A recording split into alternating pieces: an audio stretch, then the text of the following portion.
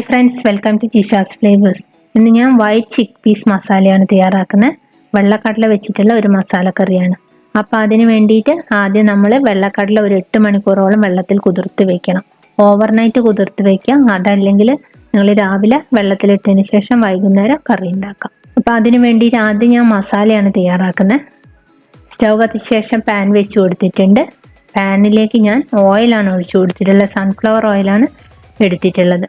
Oil നന്നായിട്ട് ചൂടായി വരുമ്പോൾ നമുക്കിതിലേക്ക് സ്പൈസസ് ചേർത്ത് കൊടുക്കാം. ഒരു 2 ഏലക്ക, ഒരു ചെറിയ കഷ്ണം പട്ട, 2 ഗ്രാമ്പു ചേർത്ത് കൊടുത്തിട്ടുണ്ട്. ഇതൊന്ന് മൂത്ത് വന്നതിന് ശേഷം ഇതിലേക്ക് ഒരു 1/4 ടീസ്പൂൺ പെരിഞ്ജീരകവും 1/4 ടീസ്പൂൺ ജീരകവും ചേർത്ത് കൊടുത്തിട്ടുണ്ട്. അതൊന്ന് മൂത്ത് വന്നതിന് ശേഷം ഇതിലേക്ക് വെളുത്തുള്ളി ഇഞ്ചിയാണ് ചേർത്ത് കൊടുക്കേണ്ടത്. ഒരു 3 വെളുത്തുള്ളി ചെറുതായി കട്ട് ചെയ്തതിന് ശേഷം ചേർത്ത് കൊടുക്കാം. വളരെ ചെറിയൊരു കഷ്ണം ഇഞ്ചിയും കട്ട് ചെയ്തിട്ട് ഇട്ട് കൊടുക്കാം.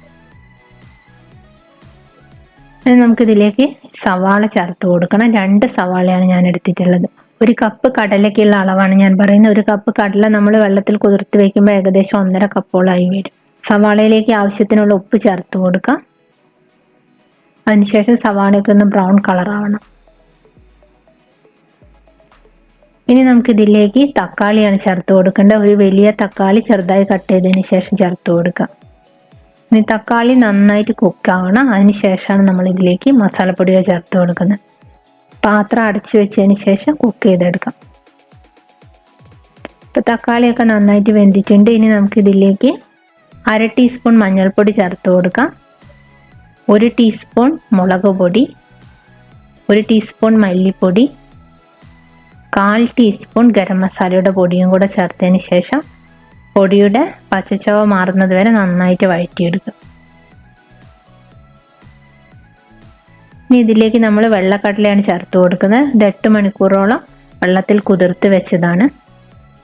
കടല ഞാൻ ഇതിലേക്ക് ചേർത്ത് കൊടുക്കുന്നുണ്ട്. ഇനി മസാലയിൽ നന്നായിട്ടൊന്ന് വഴറ്റിയെടുക്കാം. കടല നമ്മൾ കുക്കറിലാണ് വേവിച്ചെടുക്കുന്നത്. മസാലയിൽ നന്നായിട്ടൊന്ന് വഴറ്റിയതിന് ശേഷം ഞാനിത് കുക്കറിലേക്ക് മാറ്റിയിട്ടുണ്ട്.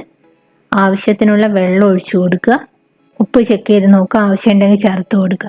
ഇനി കുക്കർ അടച്ചതിന് ശേഷം ഒരു 8-10 വിസിൽ വേണം. ഒരു 10 വിസിലോളം വന്നിട്ടുണ്ട്.